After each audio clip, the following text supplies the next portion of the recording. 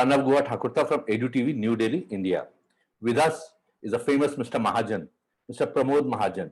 He's a school director and principal of Sharjah Indian School, Sharjah, UAE. Welcome, sir. Thank you. Sir, I'm sure you had a very interesting journey, your educational journey. You started from Yes, India, and yes, now yes. you are one of the very famous principals in the Middle East. Sir, how did this journey start? Yeah. See, the journey start with the inspiration came from my parents. If I have to say, both are retired principals, my mother, my father. My maternal uncle, my maternal auntie, they are also retired principals. My from my mother's side, her maternal uncle was also in the field of education. So that uh, inspires me to be in the field of education. And when I have completed my 12th, then graduation and the post graduation in physics from Dr. Hari Singh Gaur Vishwavidyalaya Sagar, there were a lot of other opportunities in front of me. I was selected also for some positions like I remember assistant station master in Indian Railways, junior telecom officer in the PNT Post and Telegraph Department. That time it used to be PNT. But there was something in my mind when I was learning, I was completing my senior secondary graduation and post graduation. If I should have been in this field, I will bring some sort of positive changes. So that inspiration as well as that hitch in my heart and my mind, yes, something should be changed in this field. That forced me uh, to go into the education. I am very proud to say that I I have selected education and the teachership by choice, not at all by chance. And then I got the opportunity. Somewhere I have seen that there is a vacancy for PGT Physics in Army Education Corps, Army School Mahu. Army School Mahu, that is MHOW, Military Headquarters of War. And then I applied for that, but that position was for trained teacher.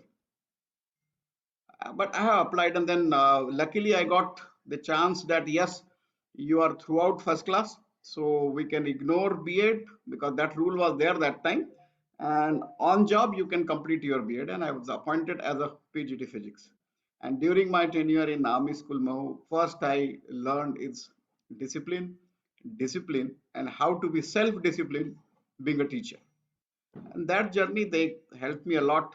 I got a lot of trainings, a lot of exposure, full autonomy, and work with the officials, army officials, which were of the very high cadre.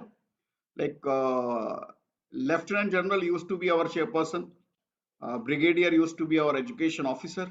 So under their guidance, I have learned a lot, and all the kids were coming from the army officers family. So there was a decorum, and that day I got, yes, we are doing something different. And that habit of creating a difference, making a change, keep on motivating me. And then after that, I was interested in some national level education field and selected for KVS and VS by the national level competitive exams, joined over there. Then I found that being a teacher is not only sufficient thing, we should switch over towards the leadership. And then I got a chance in Birla School, BK Birla Group of Schools as a vice principal. From that, again, I thought vice principal, again, some restrictions are there. And then I tried here and there and got selected in the Poddar Education Network as a principal. And then we got a lot of chances to travel around the globe, awarded by a lot of organization. If I have to name some of them, the British Council, they called University of Cambridge called me for their world conference 2 times. I have presented my paper and appreciated a lot. Then being a physics teacher, I tried my level best for the various projects as a project guide, as a guide teacher. and awarded it nationally and internationally by Nehru Science Center as well as the Director General of Science Museum, New Delhi, Government of India. Our model was selected at the international level, Gravito Electric Power Station, traveled abroad, Japan and all, and that journey continues. And then it gives me some sort of another motivation. Yes, we should work somewhere abroad and prove ourselves at a global level. And with that inspiration, with that motivation, I got a chance in UAE, Sharjah Indian School, and leading one of the biggest school of UAE. So that's my journey. Excellent, sir. I think it's very, very inspiring. Yeah. Mr. Mahajan, Yes. as we have worked in India also, you have exposure in Japan also, UK also, many other European countries also, and most of your experiences in Middle East now. Yeah. So how different is educations in all these four parts of the world? Yeah. See, education remains same. According to me, whether it is India, whether it is Finland, whether it is Australia, whether it is Cambridge, whether it is UAE, education remains same. And Indians rock everywhere. There is no second thought about that. Now, what is the basic change is the various country provides various platforms to the teacher to jump high. Like they provide lot of training sessions, they provide lot of exposure to visit the different schools, best schools of the world. They assist you to, okay, whatever you wanted to do, you do it. They provide you the variety of chances to prove yourself. They provide you autonomy completely. Like if I to cite the example of Finland, the teacher is having full autonomy. No textbook, no curriculum.